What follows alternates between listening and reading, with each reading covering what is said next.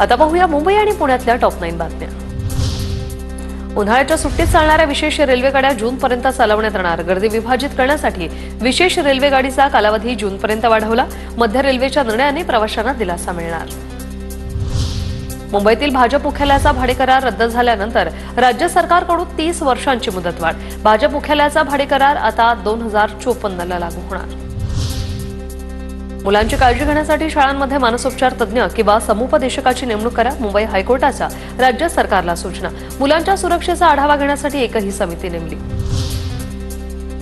Supreme कोर्टाच्या निर्देशानुसार अनधिकृत बांधकामांवर आता मनमानी पद्धतीने कारवाई करण्यावर राज्य सरकारचा लगाम। कोणतेही पाडकाम करण्यासाठी किमान 15 दिवस आधी कारणे दाखवा, नोटीस देणं बंधनकारक। ठाणे शहरात आता काही ठिकाणी उद्या आणि परवा पाणीपुरवठा बंद राहणार। स्ट्रीम प्राधिकरणाकडून योजनेमधील दैनंदिन देखभालीच्या कामांसाठी पाणीपुरवठा बंद राहील। नागरिकांना पाणी जपून वापरण्याचं आवाहन। उल्हासनगरात कारने रस्त्यावरील कुत्र्याला चिरडलं। कार चालक जो आहे तो फरार झालाय आणि संपूर्ण घटना सीसीटीव्हीत कैद झाली। ठाण्याच्या लुईसवाडीमध्ये झाड चारचाकीवर पडल्याची घटना। सुदैवानं कोणतीही जीवितहानी नाही। कारचं मात्र मोठ्या प्रमाणात नुकसान। पुण्यातील सिंहगड उड्डाणपुलाचं लोकार्पण। उपमुख्यमंत्री अजित पवारांच्या हस्ते लोकार्पण। अजित पवारांनी उड्डाणपुलावरून पहिली गाडी चालवली। उड्डाणपुलामुळे रोज होणाऱ्या वाहतूक कोंडीतून आता सुटका मिळणार।